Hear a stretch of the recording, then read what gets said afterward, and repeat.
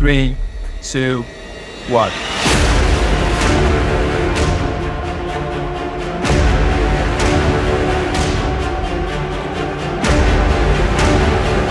Saving the day. Can't believe it! Look at this!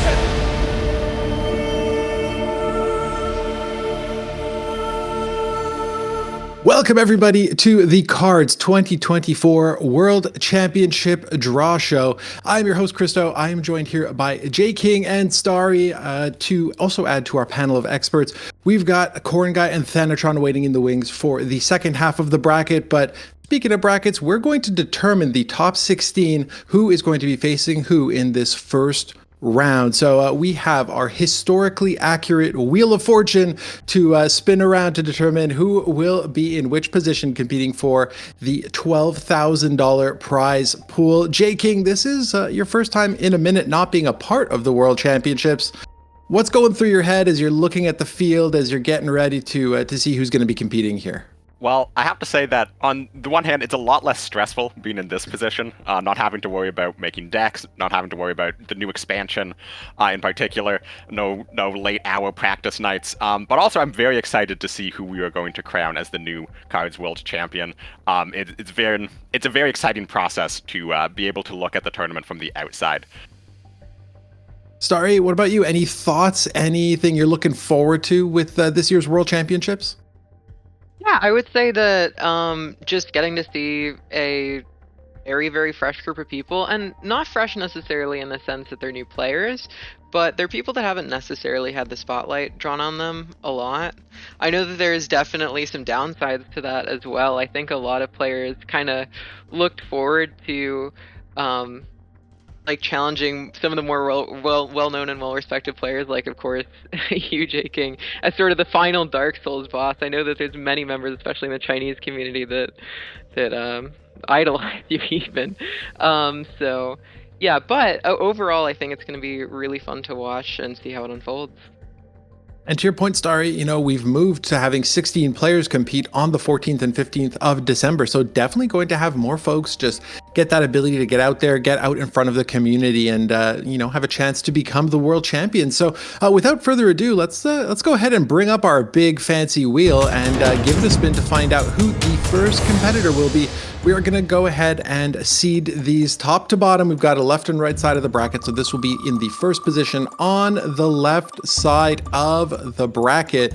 We have, wait for it, Tree Pipit. So Tree Pipit going to be our first competitor to be seated here in the top left corner of the bracket. All right, so you can see Tree Pipit total lifetime matches 6,566 games at a 63% win rate.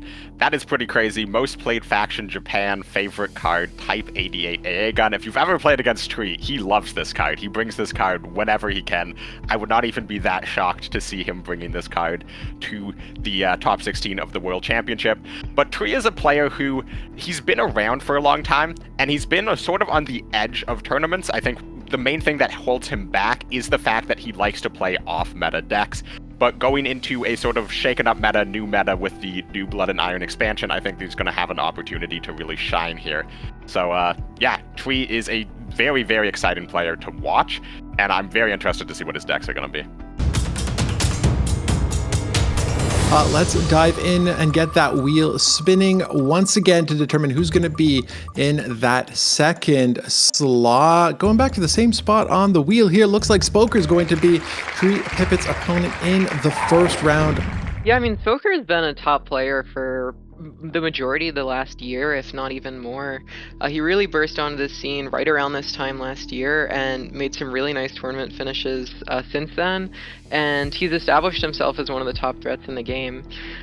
You can see that he's played a lot this year, about 4 times as much as Tree Pipit has.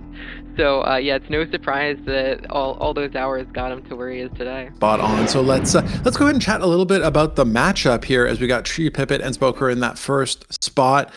Starry, I cut you off before we got the Tree Pipit. So why don't you kick us off? Any thoughts seeing this first matchup on the cards here? Yeah, I mean, Tree Pivot versus Spoker, I think that Spoker is probably going to take 3 very well-established and traditional lists. I mean, as traditional and well-established as you can get in a post-expansion world. And then Tree Pivot's probably going to shake it up. So it's probably going to come down to whether refinement and sort of meta can overcome decks that are like purpose built to counter them, right? So it'll definitely be a test. Jking, you said something similar about Tree Pipit where, coming out of left field might just be the play. Anything you want to add about this matchup other than the potential for it to be a bit off the wall? Yeah, so I feel like I'm the stats guy around here. And just some quick stats. Spoker has won 2 OCCs, and that's 2 OCCs in the last year.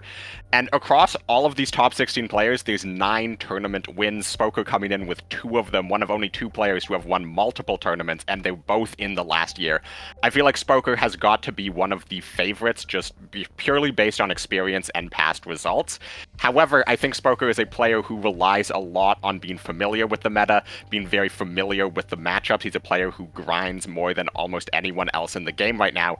And with the new expansion coming out, I just don't know how much he is going to be able to grind against new decks. And even if he is grinding against new decks, is Tree Pipit going to be bringing those decks? So I think it's going to be a very tough matchup for Spoker in round 1. Even though Tree might not necessarily have the same prestige or results as Spoker, I think it's going to be a very tough matchup. And I think it's a little bit too close to call without seeing the deck list, but I'm very excited for this. That could be something really interesting too, where if Tree Pipit brings something less meta-esque, it could knock somebody out who could be a favorite because they just weren't expecting it, weren't preparing for it. But the players are going to have a little bit of time to sort of prepare for these first matchups, and I'm sure they'll take Jking's words of caution here and prepare accordingly. So let's dive into that second matchup.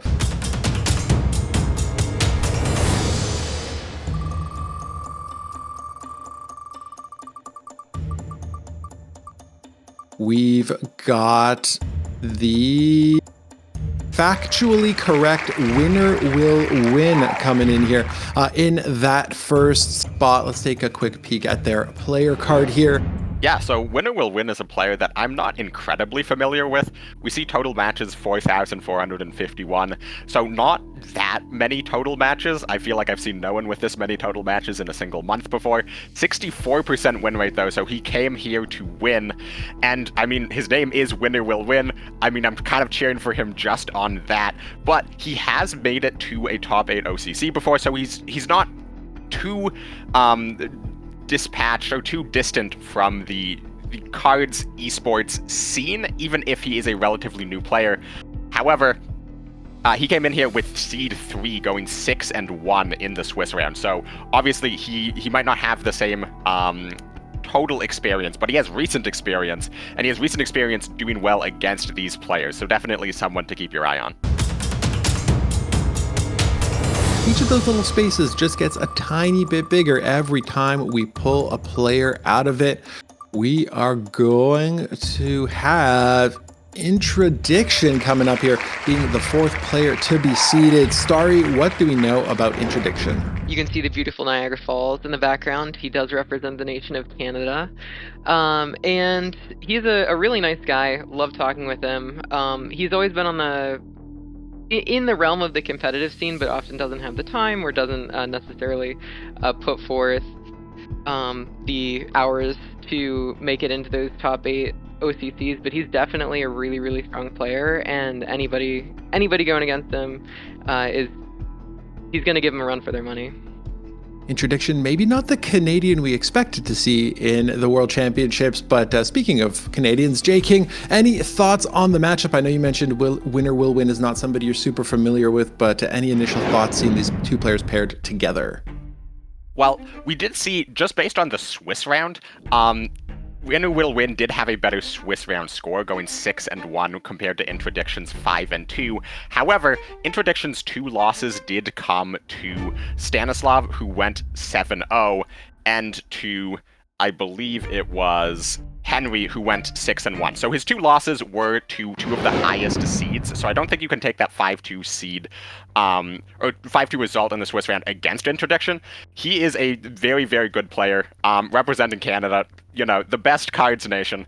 But honestly, between these 2 players, I just don't have enough knowledge or experience around how these 2 play to know how they'll be playing on the new expansion, because I've really only seen these 2 players play competitively on the most recent sort of the meta that we had right before Blood and Iron. So what decks they'll be bringing, how well they're going to be able to adapt to new decks, I'm not really sure, but I'm just going to give Interdiction the slight edge in my heart, just to represent Canada. I mean, if I'm not incorrect, Canada has produced the most KARDS World Champions, has it not? Yes, it has.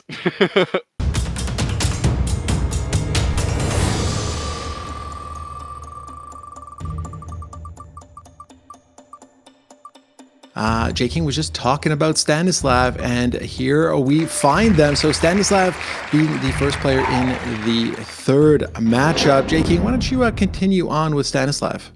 All right, so Stanislav having 4,941 games this year at a 67% win rate.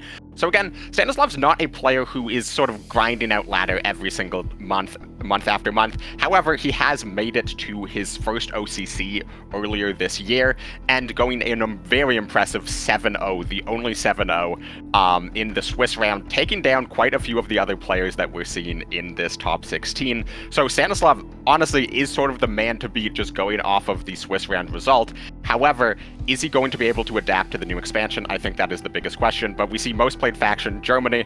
I think that makes a lot of sense if you've been following the meta the last year, and Germany has gotten quite a few interesting tools in the expansion, so I think Stanislav is going to be more than well placed to bring out a very solid German deck. However, with a ban in the top 16 format, maybe his German deck's just going to get banned. We'll see if he can adapt to the change in the format and the change in the meta.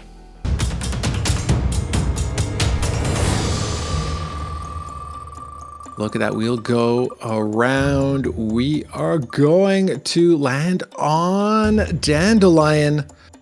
Starry, what do we know about Dandelion 882691? So Dandelion is a player who has entered the competitive scene right around a year ago, right around the same time that Spoker did, and has seen some really good success winning one of the OCCs in that last year, as well as getting 2 other high finishes. So definitely a very strong player. Hasn't necessarily been there every single month, but obviously if you're able to win an OCC, you're definitely going to put up a show for us. So definitely excited to see that. I think if you're either of these 2 players, you're not really happy with your round 1 pull. I mean, obviously we're in the top 16. There's no easy round 1 pull, but if you're Stanislav, you were looking to probably not get one of the 6-1s, and if you're Dandelion, who went 6-1, you're definitely not looking for the player who went 7-0 in the Swiss round. However, looking at their 2 lifetime results, Dandelion just has a little bit more experience, has a little bit more results shown across a wider number of metas than Stanislav. So I actually, despite Stanislav having 7-0, I think personally I would give the edge to Dandelion in that matchup. That's the interesting thing about drawing names like this, is you don't necessarily get the player with the best results facing the player with the worst results. You get them all mixed up, and you can get some interesting matchups here in the top 16. Starry, anything you want to add to Jking's analysis of this matchup? Stanislav has been around for a long time. Stanislav has been around for a really long time. Sort of always shows up in like the Opens and the World Championships. Whenever there's an opportunity to qualify for tournaments that doesn't require you to grind ladder a lot, Stanislav shows up and he always succeeds. So I think that Stanislav actually is a little bit of a sleeper pick, but I think that he's really experienced with the game, has been here for a long time, and I'm excited to see him get this far. He didn't get quite this far last year, but he was so close, and so yeah, really excited to see what he brings for us. And that is the interesting part of the World Championship as well, right? Where it's a little bit different than an OCC, where you have to end up on the top of the ladder. It is a different set of skills as well to be able to play in the tournament scene versus just grinding on ladder all day long.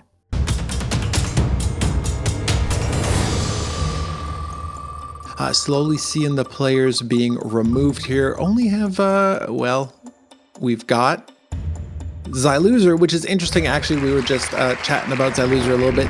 Xyloser is one of those players that I never seem to stop running into on ladder, and as you can see by that 65% win rate, he makes my life difficult when I do run into him. He's a very talented player, and he's been around for a pretty decent amount of time. Yeah, not a whole lot of matches in this calendar year, but if you think about his lifetime career, he's been around for quite a long time and has definitely put in the hours to be successful at this game.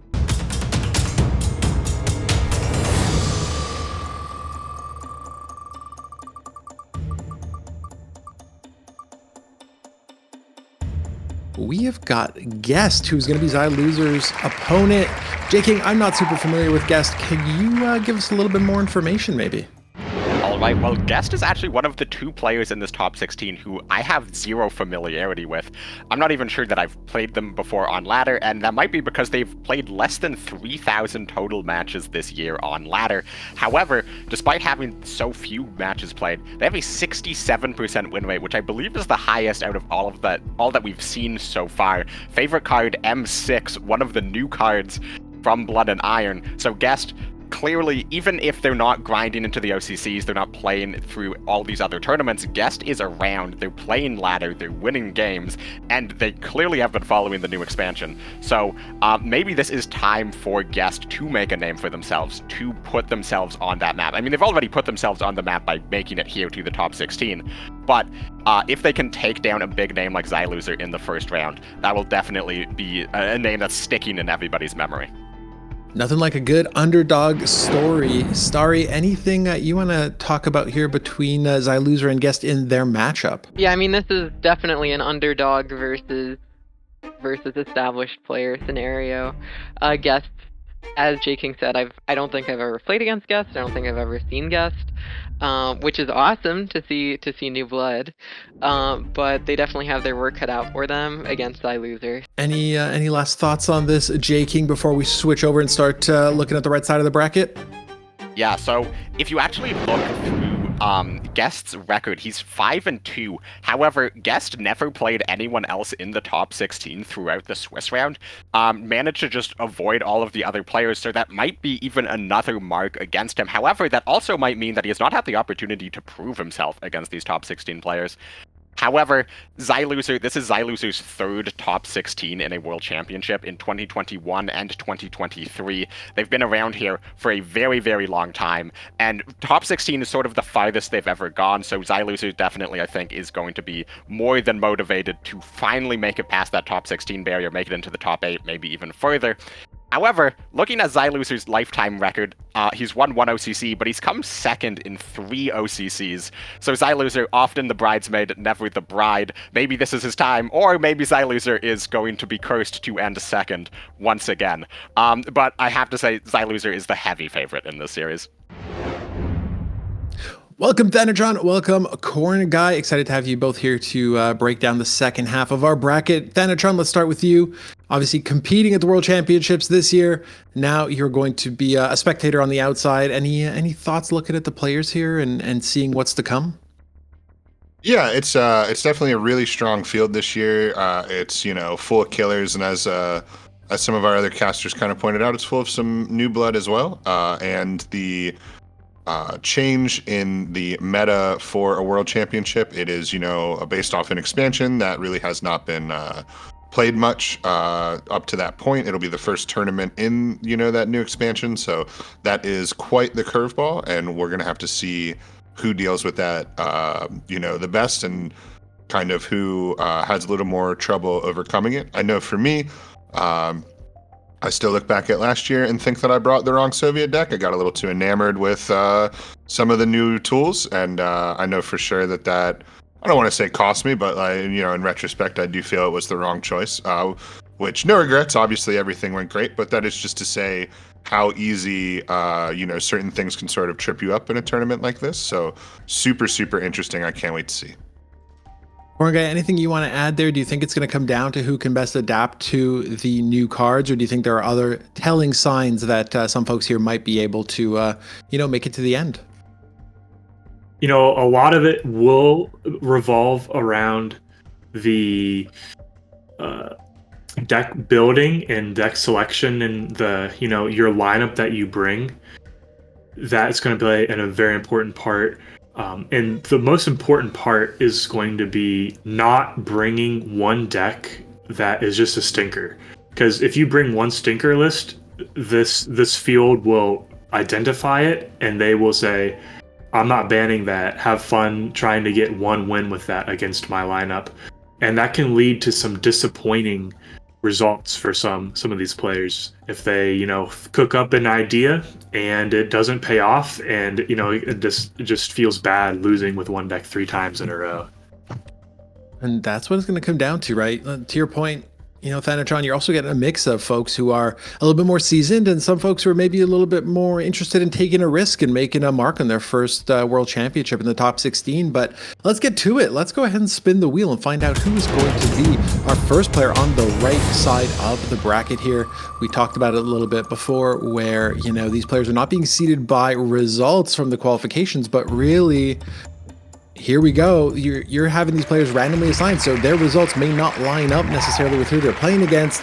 And first player up, we have Takao and Thanatron. Why don't bring up their player card and have you go through it? A huge OTK enjoyer. Played a lot of Tony OTK or even Sheedon OTK. So he is definitely someone quite capable of cooking up something very interesting. You see a very solid 9,000 matches this year with almost 6,000 wins, a really, really impressive 65%. So, super excited. Kind of a Tree Pipit light where, Takao's lists are not going to be probably the meta lists that you might find. I recall that he, in Swiss, definitely was running some things that weren't necessarily seen throughout the field. So really, really exciting to see him on the second half of the bracket here. Let's go ahead and go back to the wheel, give it another go to find out who Takao's going to be facing here in that first matchup. We're going to go ahead and see... Is it going to be kill switch? Did it sneak over the line? I think it did. We've got HQT18 as Takao's opponent here in the first matchup on the right side.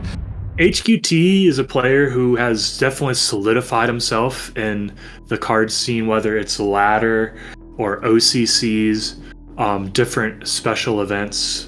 Definitely a formidable opponent, someone who was a strong fan of the 3 expansion Jagro meta on ladder, however, brought the 4 expansion ladder, the 4 expansion Jagro to the Swiss stages, so, can experiment with different forms of strong decks. We see here 3,600 matches this year at a 63% win rate, so up there with the best of them. Most played Germany. HMS Illustrious is a great card in this potentially Brit Air return to the top 16 ?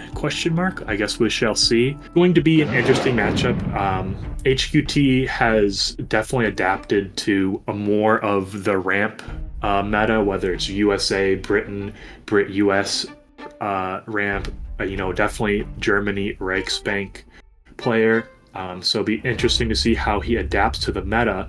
But adapting to the meta, will it help you in this first round versus Takao, who played Japan, Finland smokescreen in the Swiss stage?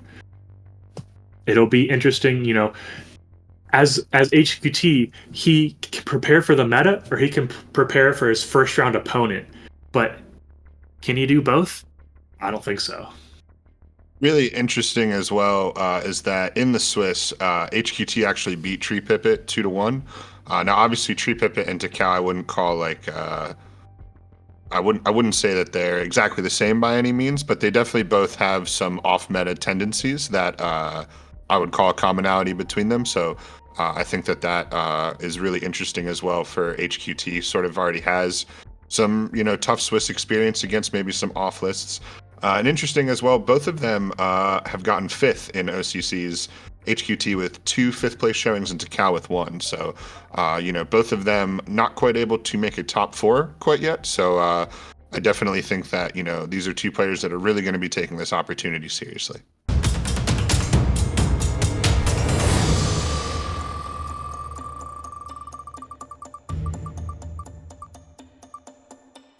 And it looks like it's going to be Henry 449856878, that last 8 being the most important of the 2. Henry is one of the players who we've seen definitely throughout this year coming in with 7,000 matches at a 57% win rate. So, we've seen a lot of players at a 60% win rate, and Henry's coming in with a lower one at 57. But how you have to interpret that is Henry is willing to experiment with a lot of different types of decks and not just grind the meta decks on ladder. Henry has been known to bring a lot of France ally lists to OCCs. You can see that with the Phony War favorite card. So Henry is out there grinding and experimenting with all of these different cards. And, with this new expansion, we have to imagine he's in the lab and he is fully capable of bringing the most unimaginable decks you could think, with some confidence. We've seen him be successful in the competitive scene. He brought Brit France list to the Swiss round itself. So could we see some more France from Henry in this top 16?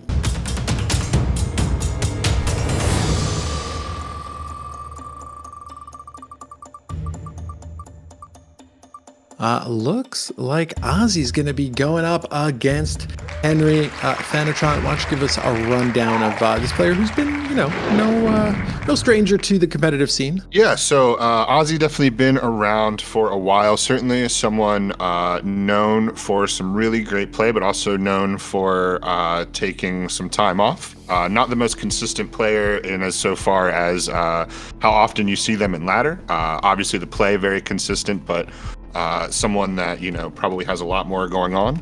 But, very solid 7,000 matches this year with a very, very solid 4,500 wins at 63%. Another interesting fact here as well, Henry actually played 2 of the top 16 in the Swiss and was actually able to get some wins with a 2-1 win against Killswitch and a 2-1 win against Interdiction. Ozzy, I do not believe, played anyone in the top 16 on their way to making it. So that is definitely going to sort of have some ripple effects. Perhaps Henry is in maybe a little better form. Ozzy coming back from another one of their layoffs, but then also making it this far without necessarily playing some of the top competition. We'll have to see if that means any rust or anything Henry can sort of take advantage of when they're sharp.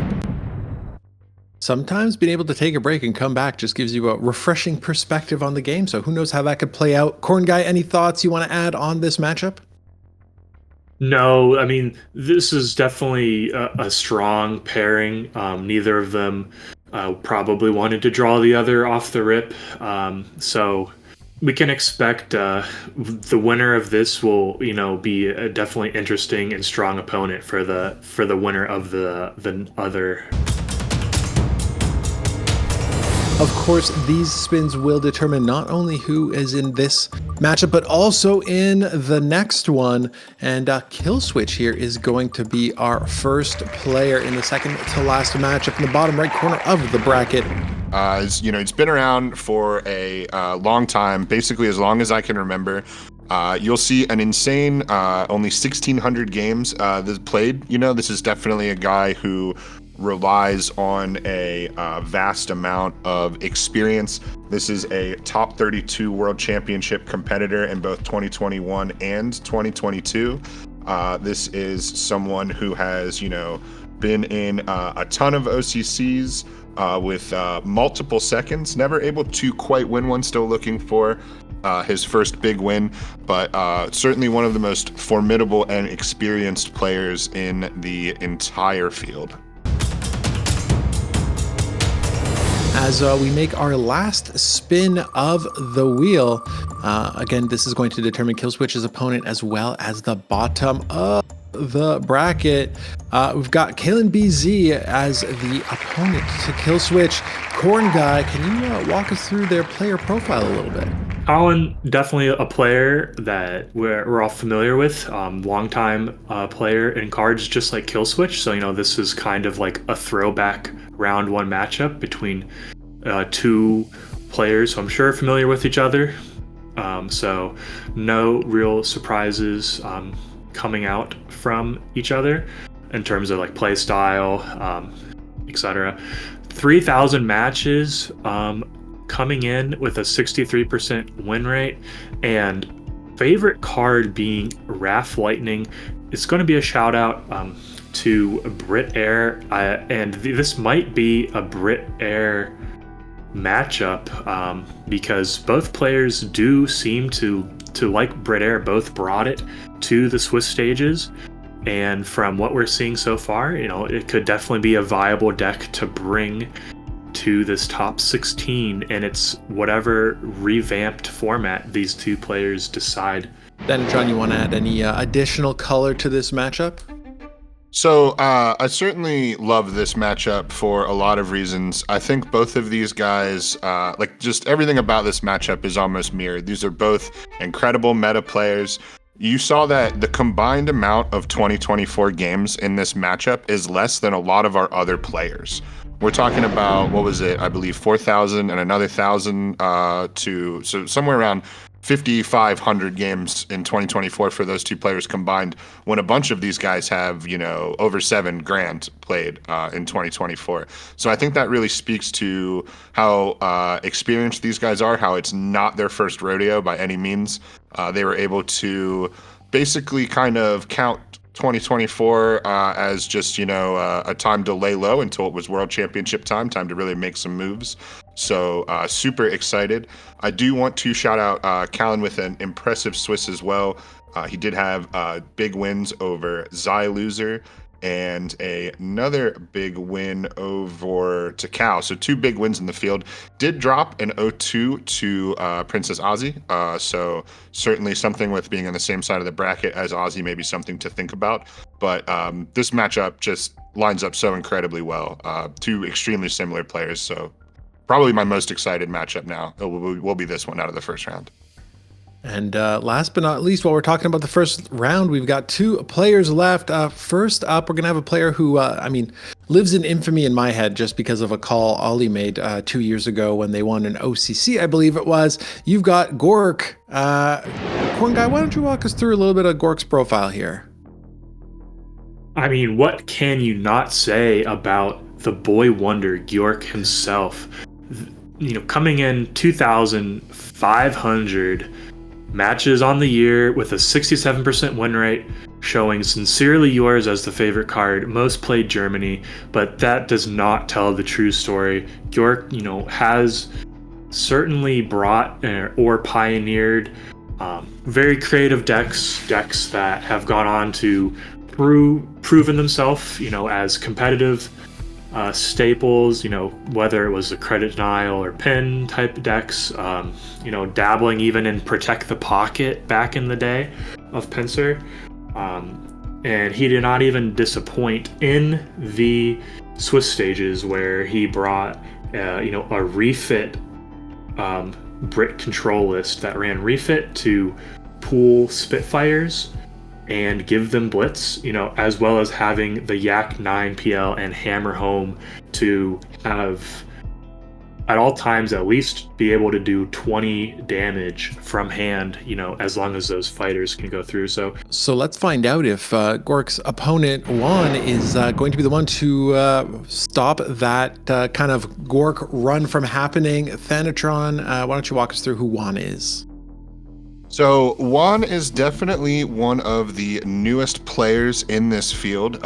Similar to Guest, I am not too familiar, but we do see a very solid 6,000 matches played this year with a very great 60% win rate.